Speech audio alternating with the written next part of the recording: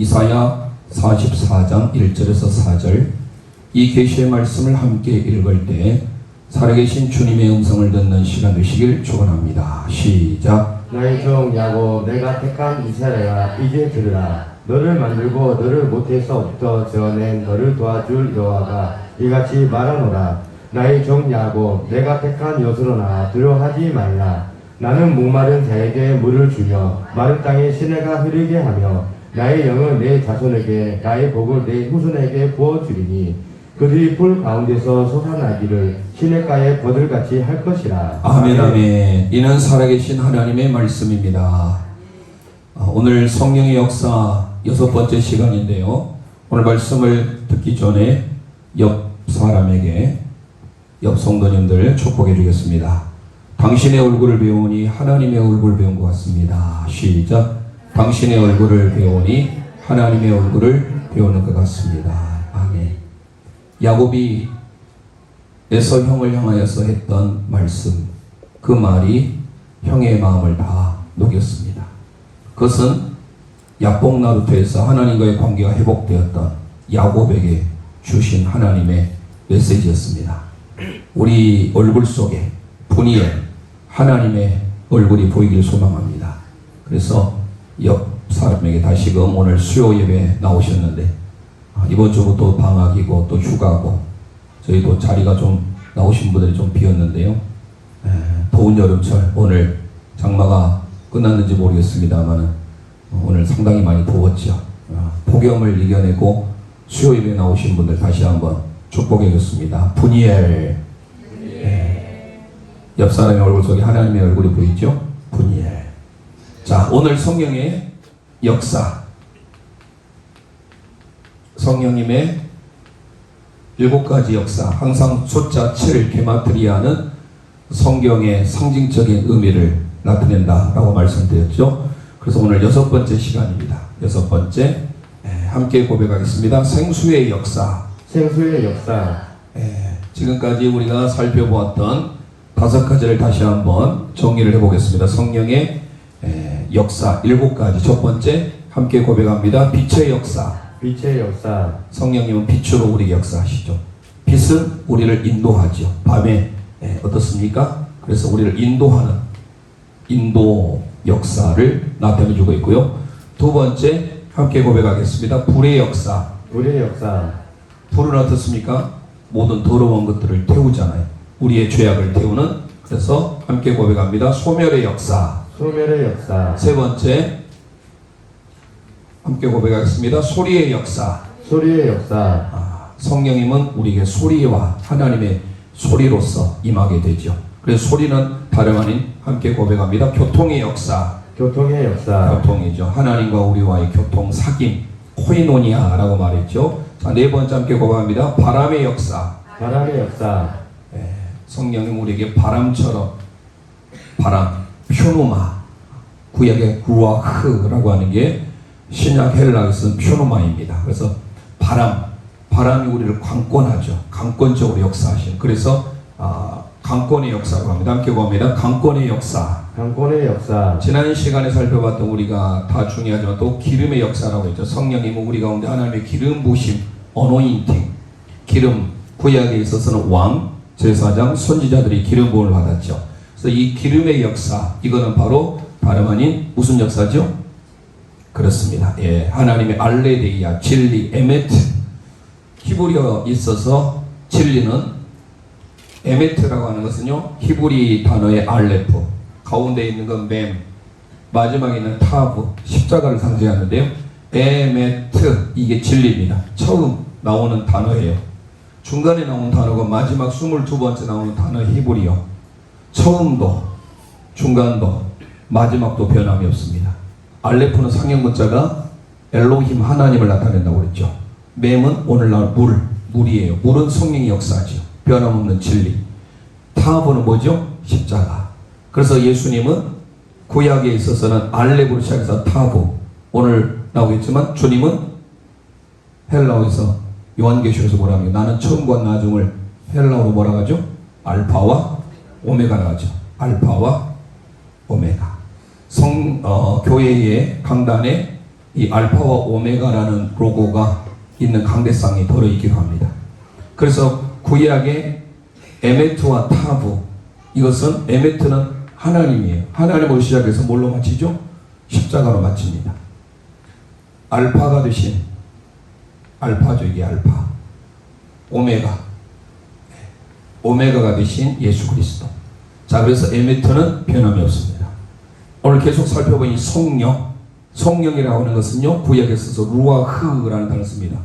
루아흐라고 하는 것은요, 레시, 머리죠, 레시. 그리고 바브의 가운데 이게 우 발음이 납니다. 루아흐. 그래서 함께 고백하겠습니다. 루아흐. 예, 한글로 쓴다면 루아흐. 예, 루아흐가 바람, 호흡, 때로는 소리, 이걸 영이라고 합니다. 영. 이게 신약에 있어서 이거를 퓨노마라고 합니다. 퓨노마.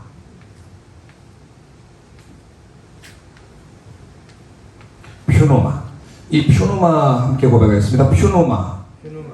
예, 많이 아마 들어볼 수 있을 것 같은데요. 영, 성령, 바람, 호흡. 구약에 있어서는 루아흐, 신약에 있어서는 퓨노마, 이렇게 표현을 됩니다. 그래서 저 기름, 어노인팅의 역사는 다름 아닌 에메트, 진리의 역사입니다. 오늘 6번째, 생수죠. 생수. 물입니다. 창세기 2장에 에덴 동산을 하나님이 창설하시고 4개의 강을 흐르게 하셨고, 그 4개의 강은 어떤 하나의 상징적인 의미로 보자면 그걸 하나의 사복음서라고 말하기도 합니다. 거기에서 흘러가는 물이 가는 곳마다 생명을 일으켜서 생명의 강이라고 합니다. 그래서 이제 오늘 이거를 시작하려고 하는데요. 그러면 생수는 바로 뭡니까? 이 물은 우리의 더러운 것도 맑게 씻기죠. 나중에 에스겔 47장을 살펴보겠습니다만은, 에스겔은 48장까지 구성됐는데 48장에 여호와께서 거기 계시다, 여호와 현마가 등장하는데, 그 앞에 47장에 성전의 제단에서 흘러가는 물이 가는 곳마다 살라라는 여정이 나죠. 살아나게 하는 하이야. 그게 바로 소생입니다. 함께 고백합니다. 소생의 역사. 소생의 역사. 자, 그래서 오늘 생수는 소생의 역사입니다. 자, 6번째 이제 오늘 이제 들어가 보는데요. 먼저 요한계시록 22장 1절 말씀 우리 함께 선포하겠습니다. 시작. 또 그가 수정같이 맑은 생명수의 강을 내게 보이니 하나님과 및 어린 양의 보좌로부터 나와서. 아멘. 생명수, 밑으로 이 생명수가 새하늘과 새 땅인 하나님의 나라의 보좌에 생명수가 흐르는데 근원지가 어디예요? 하나님과 어린 양의 보좌로부터. 그러니까 이 생명수는 다름 아닌 하나님의 은혜요, 하나님의 성령의 역사요, 하나님의 은혜의 강줄기. 그게 구약에서 제가 좀 전에 말씀 창세기 2장을 생략했는데, 에덴 동산에서 발원하여가는 이 4개의 강, 그 생명의 강이 나중에 요한계시록 22장을 통하여 완성되는 거예요. 그러니까 이 생명의 강의 근원이 어디서부터인지 알아야 돼. 구약의 창세기는 에덴 동산에서 발원하여서 그 기쁨, 즐거움이라고 하는 에덴, 이든, 영어로 Eden of Garden of Eden, 에덴 동산. 그 에덴 동산, 기쁨의 동산에서 출발했던 그 물이 나중에 그 물이 어디서부터 흘러나왔고요? 하나님과 어린 양의 보좌로부터 생수의 강이 흘러나온 줄 믿습니다. 그래서 무엇보다도 생명수의 강이 우리 가운데 회복되어져야 돼. 그 앞에 요한계시록 21장 6절 말씀 우리 함께 선포하겠습니다. 시작. 또 내게 말씀하시되 이르렀도다. 나는 알파와 오메가요 처음과 마지막이라. 내가 생명수 샘물을 목마른 자에게 값없이 주리니. 아멘. 아멘. 어린 양 되신 예수 그리스도께서 나는 처음이요 나중 시작이요 마침, 그분이 알파와 오메가 지어버렸네요. 알파와 오메가 되신 분께서 생명수를 우리에게 어떻게 줍니까? 값없이 풍족하게 넘치도록 채워준 줄 믿습니다. 그러니까 어린 양 되신 예수 그리스도가 우리의 생수를 완전하게 은혜를 부어준다는 상징적인 표현이에요. 그러니까 생수가 어디서부터 출발하냐? 구약은 여호와 하나님, 신약으로 보자면 예수 그리스도 완성이 된 겁니다. 예레미야 2장에 가보면 이스라엘 백성들이 2가지 악을 행합니다. 그 악이 뭐냐? 함께 고백하겠습니다. 예레미야 2장 13절 말씀 선포하겠습니다. 시작. 내 백성이 두 가지 악을 행하였나니 곧 그들이 생수의 근원이 되는 나를 버린 것과 스스로 웅덩이를 판 것인데 그것은 그 물을 가두지 못할 터진 웅덩이 되니. 아멘. 이스라엘 백성들이 하나님을 멀리하고 두 가지가 그래. 그 첫 번째가 생수의 근원이신 하나님을 버렸다라는 겁니다. 우리의 생수의 근원 되신 여호와 하나님, 그 생수의 근원 되신 하나님으로 인하여 우리는 만족을 누리기를 소망합니다. 그리고 그 생수가 바로 예수님께서 내가 생수다. 많은 사람들, 특히 요한복음 4장에 가보면 전에 남편 다섯이었던 사마리아 여인을 예수님 일부러 만나러 가십니다. 계속해서 물을 길러와요. 그런데 예수님께서 너가 생수를 달라고 하는 자가 누구인 줄 알았다면 너가 부했을 것이다.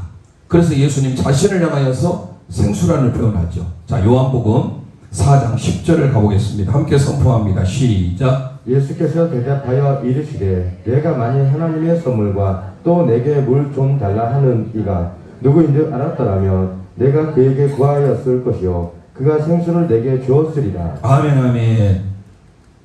영원히 목마르지 않는 그 생수, 오늘 이 시간 예배를 통하여서 우리에게 회복되기를 소망합니다. 그 하나님의 생수의 역사가 우리 가운데 임해야 됩니다. 그래서 구약에는 여호와 하나님이 생명수의 근원이요 예수 그리스도가 우리의 생수예요.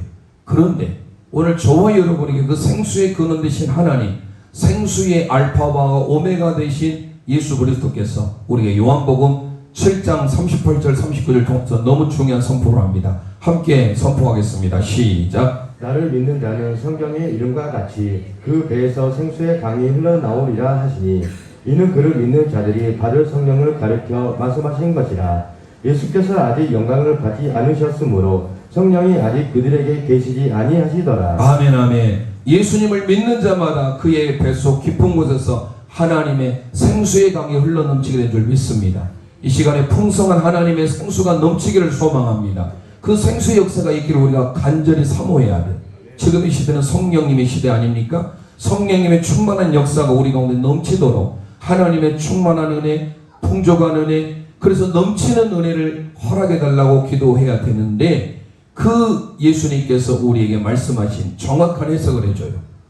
그 배에서 생수의 강이 흘러넘치리라 라고 하면서 그 뒤에 뭐라고 했습니까? 그 생수의 강이 뭐라는 거예요? 성령이라는 거예요. 퓨노마라, 제가 지어버린 퓨노마예요. 다시 제가 읽어보면 생수의 강이 흘러나오리라 하시니 이는 그를 믿는 자들이 받을 성령을 가리켜 하신 말씀이다. 이 시간 예배를 드릴 때 우리 모든 영가족들이 하나님의 성령의 역사, 생수의 역사가 있기를 소망합니다. 풍족한 은혜, 넘치는 은혜가 이 시간에 임하기를 바라야 되는 거예요. 그런데 예수님께서 그 다음에 가로에 예수께서 아직 영광을 받지 않으셨기 때문에 성령이 아직 그들에게 임하지 않았다는 겁니다. 오늘 저와 여러분에게 하나님의 성령 퓨노마, 구약에는 루아흐와 퓨노마가 우리에게 임하기를 소망합니다. 그래서 오늘 특별히 이 생수의 역사는요, 창세기 2장으로부터 시작될 뿐만 아니라 요한계시록 21장, 22장에 마무리되고 또 요한계시록 7장 살펴보지 않았지만 곳곳에 하나님의 생수 역사가 일어나요. 그 구체적인 것은 조금 있다. 지금 서두에 말씀 본문에 들어가지도 않았어요. 서두에 지금 조금 그런 부분들을 살펴보고 오늘 아까 읽었던 이사야 44장 1절에서 4절의 내용을 가지고 오늘 함께 생각해 보려고 합니다. 자, 그러면 특별히 오늘 우리가 좀 전에 읽었던 요한복음 7장 38절 39절에 예수님께서 하셨던 그 하나님의 성령의 역사, 넘치는 역사가 구약에도 예언하고 있어요. 그게 오늘 본문이라는 거예요. 먼저 다시 이사야 44장 3절 말씀을 먼저 읽어보도록 하겠습니다. 시작. 나는 목마른 자에게 물을 주며 마른 땅에 시내가 흐르게 하며 나의 영을 내 자손에게 나의 복을 내 후손에게 부어주리니. 아멘. 하나님의 풍성한 생명력의 역사가 예수님께서 성령을 통하여서 넘치도록 채워주셨듯이 구약에는 목이 마른 자에게, 가란 자에게 하나님의 영, 바로 루아흐예요.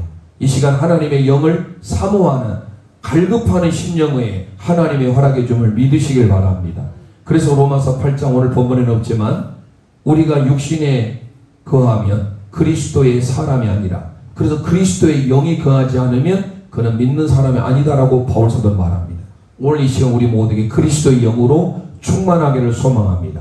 그러기 위해서 어때야 돼요? 우리 구약에는 성전에서 흘러나오는 물, 그 물이 바로 뭡니까? 성령의 역사로 간다면 오늘 에스겔의 환상 가운데 하나님께서 하나님의 사람을 통하여서 일천척씩을 청량하게 만듭니다. 일천척은 우리의 미터수로 계산하면 약 500m, 약 530m 정도 됩니다. 대충 500m를 잡았을 때 일천척을 청량해라. 성전 문에서 동쪽으로 물이 흘러나오는데 그 물이 흘러갈 때 처음에 발목에 잠겨요. 또 일천척을 청량해라. 이제 1km가 넘었죠? 무릎에 잠깁니다. 또 일천척을 청량해라. 허리까지 잠깁니다. 마지막 한 번 더 4번에 걸쳐서 청량해라. 그러니까 약 2km 정도 되겠죠. 530m가 1천척이니까. 그래서 4번에 걸쳐서 청량하는데 이 물이 계속 차면서 헤엄치지 못할 강을 이루게 됩니다. 그런데 그 강이 가는 곳마다, 그 물이 가는 곳마다 바닷물이 살아나게 되고 모든 만물의 열매를 맺히게 되고 솟게 되는 역사가 있게 되는 거예요. 자, 에스겔 47장 3절에서 5절 말씀. 성전 제단에서 흘러나오는 물이 가는 곳마다 솟게 되는 역사를 우리 함께 선포하도록 하겠습니다. 시작. 그 사람이 손에 줄을 잡고 동쪽으로 나아가며 천척을 측량한 후에 내게 그 물을 건너게 하시니 물이 발목에 오르더니 다시 천척 측량하고 내게 물을 건너게 하시니 물이 무릎에 오르고 다시 천척을 측량하고 내게 물을 건너게 하시니 물이 허리에 오르고 다시 천척을 측량하시니 물이 내가 건너지 못할 강이 되리라. 그 물이 가득하여 헤엄칠 만한 물이요 사람이 능히 건너지 못할 강이더라. 아멘 아멘. 성전 제단에서 흘러나오는 물이 제가 선명한 그대로잖아요. 천척을 청량했을 때 발목에, 또 천척을 청량을 하니까 무릎에, 또 천척을 청량을 하니까 허리에, 또 마지막 천척을 청량을 하니까 헤엄치지 못할 강이 이루었습니다. 그런데 그 뒤에를 소개하지 않았지만 6절 이하에 나중에 보세요. 가는 곳마다 바닷물이 살아나게 되고 모든 과일이 솟게 되고 하나님의 살아나는 역사가 임하게 됐습니다. 그러면 제단에서 흐르는 물이 뭘 상징할까요? 예수 그리스도께서 우리의 모든 죄와 허물을 위해서 십자가에서 우리의 모든 물과 피를 아낌없이 보여주신 그 사랑을 통하여 그 은혜를 통하여서 우리가 구원함을 받게 되었습니다. 그러니까 제단에서 흐르는 그 물은 다름 아닌 예수 그리스도의 십자가인 줄 믿습니다. 오늘 우리가 붙들어야 할 말씀이 하나님의 십자가예요. 예수 그리스도의 십자가를 통하여서 성전에서 흘러나오는 물이 솟게 되는 역사가 있었듯이 이 시간 예배를 통하여 우리에게도 하나님의 말씀을 붙들고 에스겔 47장 3절에서 5절의 말씀 제단에서 흘러나오는 그 물은 바로 예수 그리스도의 십자가임을 깨닫고 그 십자가를 통하여서 이 시간 회복해야 되고 솟게 되는 역사가 있기를 소망합니다. 그래서 우리 모두에게 하나님의 역사가 아까 요한복음 4장을 통하여서 내가 너에게 주는 이 생수는 영원히 목마르지 않을 것이다 라고 말했어요. 그런데 본문에 제가 길어가지고 제가 생략을 했는데 14절에 내가 주는 물을 마시는 자는 영원히 목마르지 아니하리니 그 속에서 솟아나오는 영생의 생명수가 될 것이다. 주님이 선포한 겁니다. 오늘 저와 여러분에게 이 하나님의 생명수가 예수 그리스도를 통하여서 이루어지기를 소망합니다. 그리고 이제 본문을 들어가 봅니다. 오늘 이사야 44장 1절에서 4절의 말씀을 통하여서 하나님께서 약속하신 것이 있어요. 그게 바로 무언가? 성령이죠. 답은 성령인데 하나님의 성령의 역사가 우리가 좀 전에 3절을 읽었습니다만은 다시 조금 더 3절을 읽을 겁니다. 그러면 오늘 본문을 세 부분으로 나눠보려고 합니다. 첫 번째 함께 고백하겠습니다. 약속의 대상입니다. 약속의 대상입니다. 자, 이 하나님의 성령의 역사는 누구에게 약속하셨을까? 이게 중요한 거예요. 1절 말씀 이사야 44장 1절을 살펴보기 전에 그 앞에 마지막 구절이 43장 28절이에요. 제가 왜 43장 28절을 소개하냐면 갑자기 1절을 보기 전에 우리가 생각할 때는 하나님의 택한 백성 이스라엘이니까 이스라엘이 아마 이 약속을 받지 않을까 생각을 해요. 아닙니다. 이스라엘 백성이라 할지라도 예수 그리스도를 하나님을 믿지 않는 자는 하나님의 성령이 임하지 않아요. 그럼 우리에게 뭐를 나타내는지 살펴보겠습니다. 자, 먼저 이사야 44장 앞에 28절 함께 선포하겠습니다. 시작. 그러므로 내가 성소의 어른들을 욕되게 하며 야곱이 지멸당하도록 내어주며 이스라엘이 비방거리가 되게 하리라. 아멘. 한마디로 말하면 불순종한 사람들, 회개하지 않는 이스라엘 백성들은 하나님의 구원에 약속의 대상이 될 수 없다라는 거예요. 아무리 그들이 혈통적으로 이스라엘 백성이라 할지라도 그들이 회개하지 아니하고 순종하지 않으면 해당되지 못하고 오히려 진노, 노림거리, 저주거리가 된다라고 28절에 말해요. 그러면서 오늘 이사야 44장 1절을 살펴봅니다. 1절 함께 읽겠습니다. 이 약속의 대상이 누구인지 선포합니다. 시작. 나의 종 야곱 내가 택한 이스라엘아 이제 들으라. 아멘. 나의 야곱, 나의 종 야곱. 야곱 뭐예요? 사기꾼, 노략질하는 자, 발꿈치를 잡았다. 하지만 그 야곱이 이스라엘이 됐잖아요. 이거는 법적인 하나님의 은혜가 임하는 건데요. 그를 향해서 들으라. 쉐마 이스라엘 들으라. 그게 무슨 말이에요? 하나님을 나의 구주로 고백하는 자들, 언약의 백성들이 할지라도 불순종하고 회개하지 않는 자들은 대상이 아니요, 오히려 이방인이라 할지라도 야고가 같은 속이는 자, 사기꾼, 약탈하는 자라 할지라도 그가 이스라엘로 하나님을 나의 구주, 나의 하나님 믿고 고백하는 자, 그게 이방 사람이라 할지라도 하나님은 약속을 주시겠다라는 거예요. 자, 그에 대한 2절 말씀을 선포하겠습니다. 이사야 44장 2절 말씀 함께 고백합니다. 시작. 너를 만들고 너를 모태에서부터 지어낸 너를 도와줄 여호와가 이같이 말하노라. 나의 종 야곱 내가 택한 여수로라. 두려워하지 말라. 아멘 아멘. 자, 여기에서 야곱이라고 하면서 또 하나님의 애칭이 등장합니다. 그 예슈룬이에요. 여수룬이라고 했는데 함께 고백합니다. 원래 원문은 함께 고백하죠. 예슈룬. 예슈룬은 야샬에 썼습니다. 올바른, 정직한, 옳은. 그들은 정직하지 못했어요. 바르지 못했어요. 그런데 하나님께서는 그들을 향해서 나의 예슈룬이라는 단어를 쓰었습니다. 이 예슈룬이라고 하는 단어는 70인역에서 이 70인역이라고 하는 성경은요, 구약 성경이 히브리어로 기록이 되어 있는데 구약 성경을 헬라어로 번역한 학자들이 70명이 있었습니다. 구약의 히브리어를 70명이 다 따로따로 번역을 하겠는데 오탈자 하나 없이, 우리 한국말로 조사, 토시 하나 틀린 것 없이 똑같이 번역을 했어요. 그게 바로 70인역이에요. 그 70인역에는요, beloved, 사랑받는 이스라엘이라고 기록이 되어 있어요.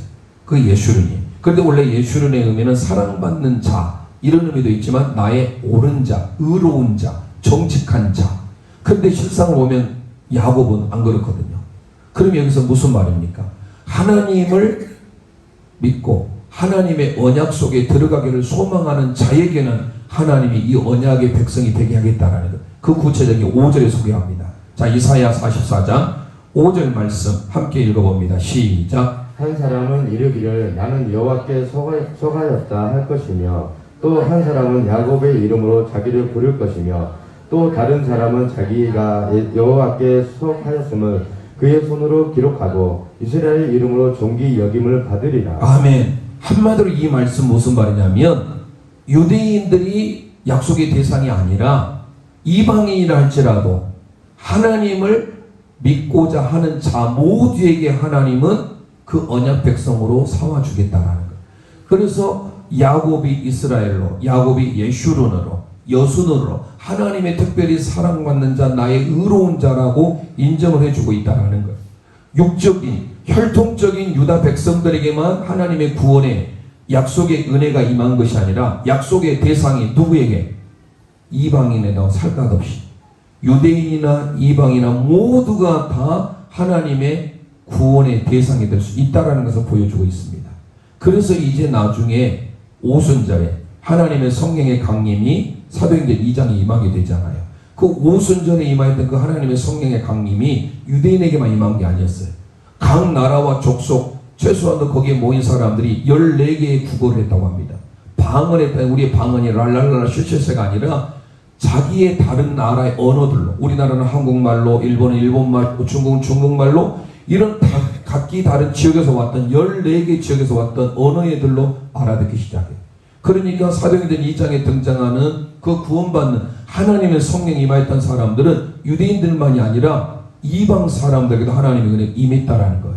자, 사도행전 2장 38절 39절을 함께 선포하도록 하겠습니다. 시작. 베드로가 이르되 너희가 회개하여 각각 예수 그리스도의 이름으로 세례를 받고 제 사문을 받으라. 그리하면 성령의 선물을 받으리니 이 약속은 너희와 너희 자녀와 모든 먼데 사람 곧 우리 주 우리 하나님 어머하든지 부르시는 자들에게 하신 것이라고 하고. 아멘 아멘. 유대인이든 이방이든 상관없이 신약으로 보자면 예수 그리스도를 주라 고백하는 자에게 하나님의 성령이 임한 줄 믿으시길 바랍니다. 이게 바로 사도행전의 역사예요. 구약의 개념으로 이해할 수가 없었죠. 거기에 모이는 120명의 문도가 마가다라 앞에 모여서 10일 동안 간절히 성령이 임하기를 힘썼지 않습니까? 그럴 때 하나님의 역사가 그들 가운데 임했는데 각기 다른 언어로 알아듣기 시작했고 거기에 모였던 많은 사람들 유대인이나 이방인 할 것 없이 뭐라고 소개하고 있어요? 각각 예수 그리스도의 이름으로 세례를 받은 자에게 하나님의 죄사함의 은혜가 있고 하나님의 성령의 역사가 임한 줄 믿습니다. 그러니까 약속의 대상은 바로 누구예요? 예수 그리스도를 주로 고백하는 모든 자인 줄 믿습니다. 유대인들이 혈통적인 게 아니에요. 이방인이라 할지라도 예수 그리스도를 주로 고백하는 자에게 바로 하나님의 성령을 약속하고 있다는 거예요. 자, 그리고 두 번째, 우리가 이미 답은 나왔지만요, 약속의 내용을 우리가 살펴보려고 합니다. 오늘 이사야 44장에는 약속의 내용이 나와요. 하나님께서 약속의 대상은 이제 우리가 예수 그리스도를 주로 고백하는 모든 자에게 하나님께서 주시는데 그 약속의 내용이 뭐냐?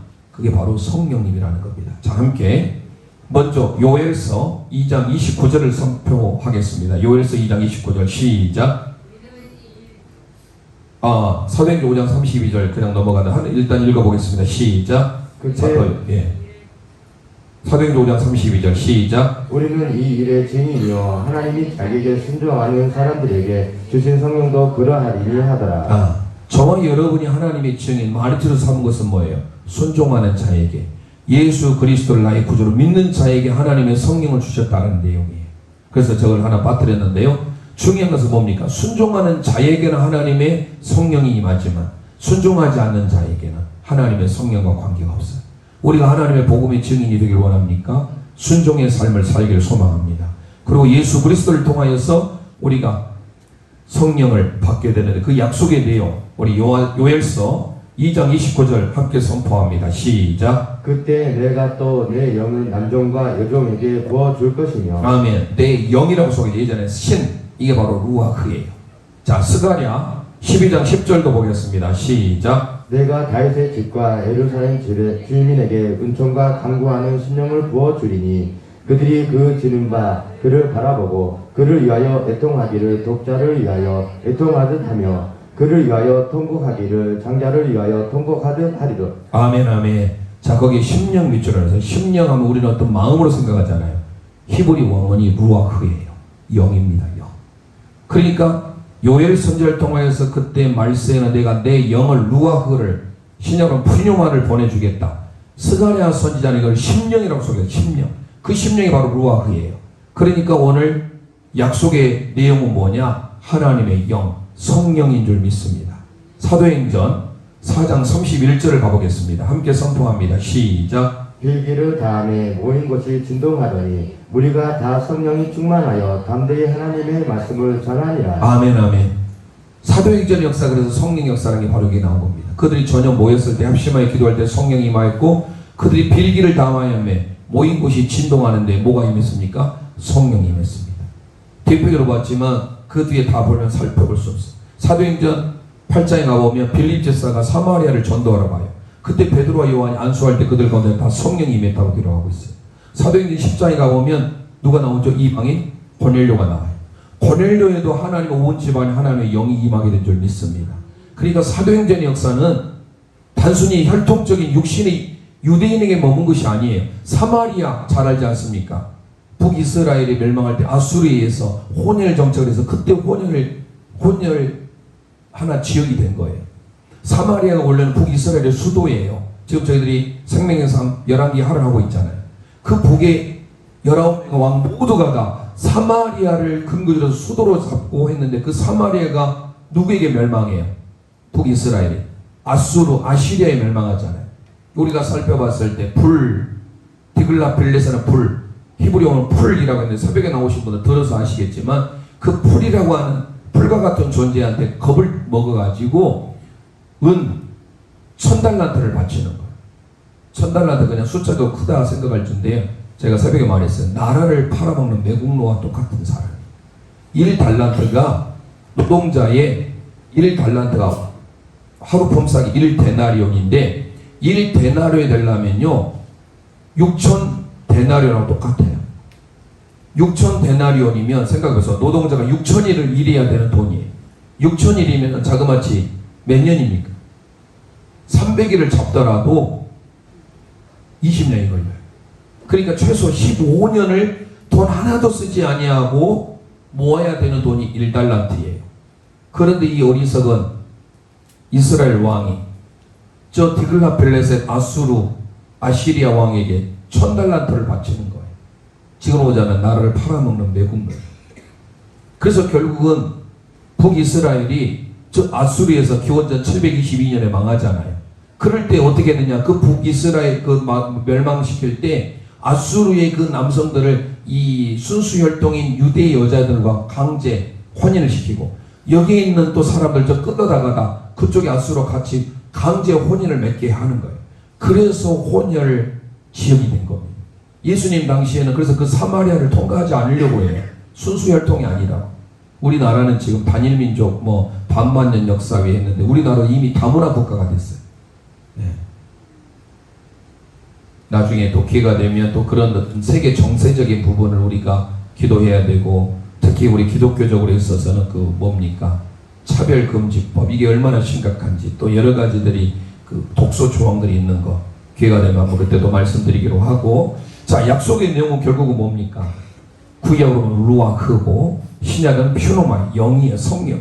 그러니까 하나님의 성령을 누구에게 보여줍니까? 구약에도 마찬가지고 신약의 사도행전에 모두가 다 하나님의 성령의 역사. 성령이 임하였을 때 그 지역이 변화되고 개인이 변화된 것은 문제가 아니에요. 그의 가정이 다 변화되고 그래서 저와 여러분에게는 이 하나님의 물과 같은 성령님의 생수의 역사가 우리 개인뿐만 아니라 우리 가정에게도 임하기를 소망합니다.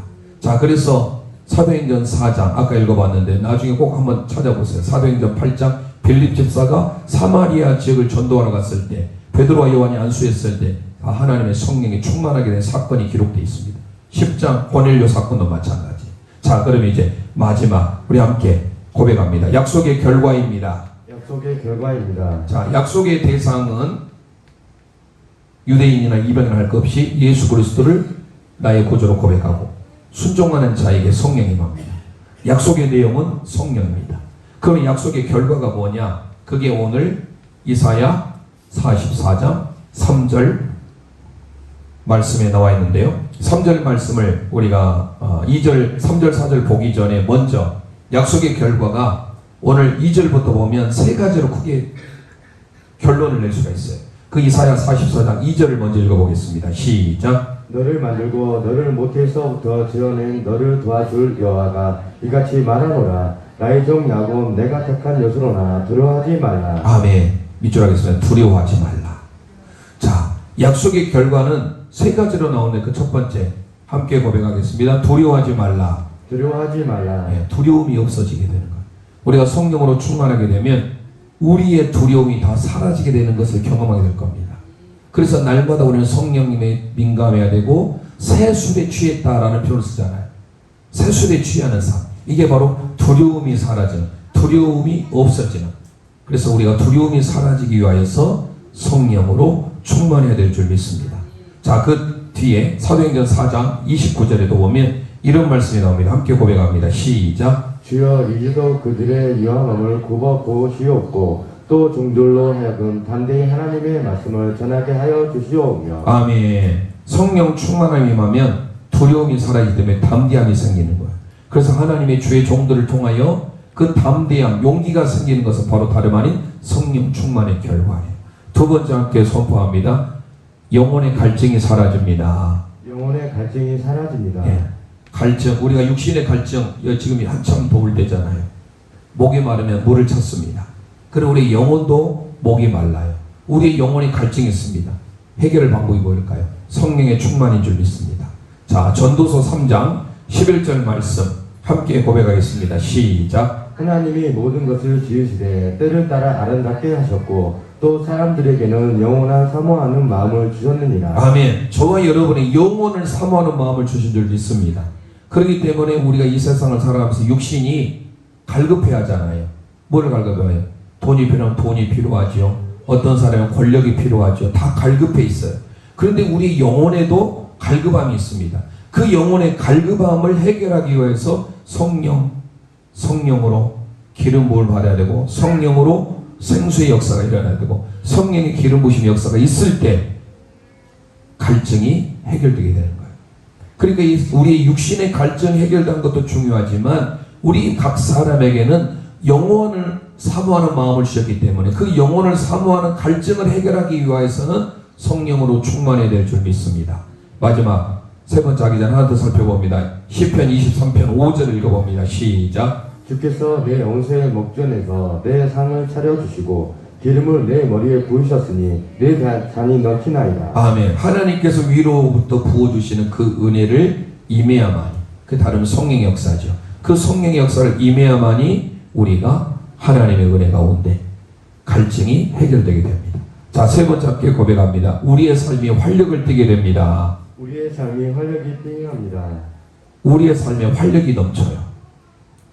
그러니까 성령으로 우리에게 충만하게 되면 활력이 넘친다는 표현을 이사야 44장 3절 4절에 이렇게 소개합니다. 오늘 마지막 본문입니다. 선포합니다. 시작. 나는 목마른 자에게 물을 주며 마른 땅에 시내가 흐르게 하며 나의 영을 내 자손에게 나의 복을 내 후손에게 부어주리니 그들이 뿔 가운데서 솟아나기를 시냇가에 버들같이 할 것이라. 아멘. 목마른 자에게 물을 주고 가란 자이죠. 마른 땅에 시내가 흐르게 하고 나의 영을, 하나님의 루아흐 표노만을 내 자손에게 주어주는데, 그럴 때 하나님의 인생이 변하게 되는데 어떻게 해요? 시내에 버드나무 가지 하나만 있어도 그 버드나무가 어떻습니까?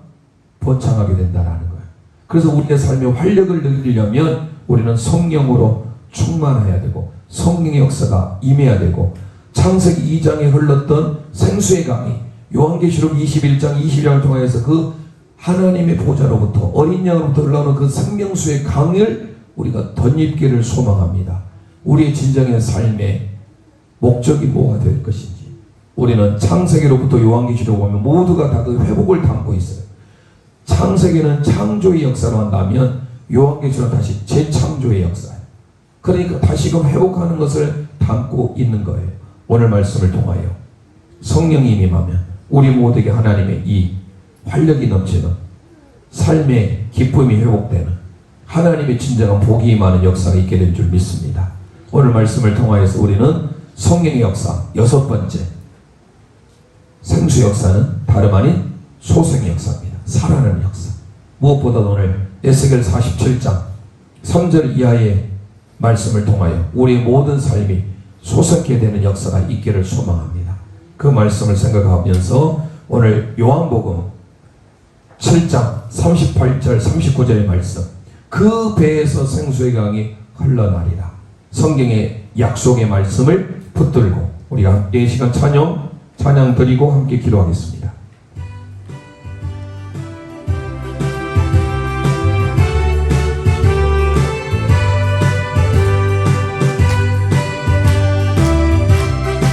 누구든지 목마르거든 주님께 나오길 바랍니다.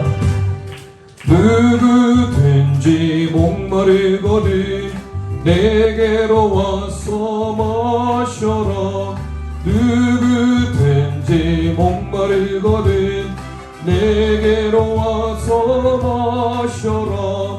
나를 믿는 자는 성경에 이른 바와 같이 그 배에서 생수의 강이 흘러나리라며. 박수 치면서 합니다.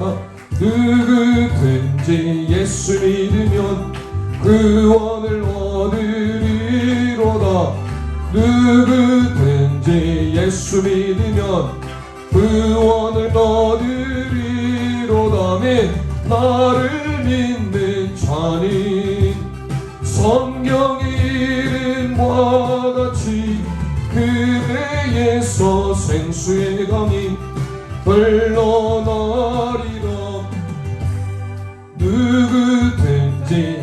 예수 믿으면 영생을 얻으리로다매 누구든지 예수 믿으면 영생을 얻으리로다. 나를 믿는 자는 성경의 이름과 같이 그배에서 생수의 강이 흘러나. 누구든지 예수 믿으면 누구든지 예수 믿으면 기쁨을 얻으리로다. 누구든지 예수 믿으면 기쁨을 얻으리로다. 아멘. 나를 믿는 자는 성경의 이름과 같이 그 배에서 생수의 강이 흘러나리라. 이 시간 우리 합심하여 기도하길 원합니다. 성령의 역사, 오늘 6번째 시간 생수의 역사에 대해서 배웠습니다.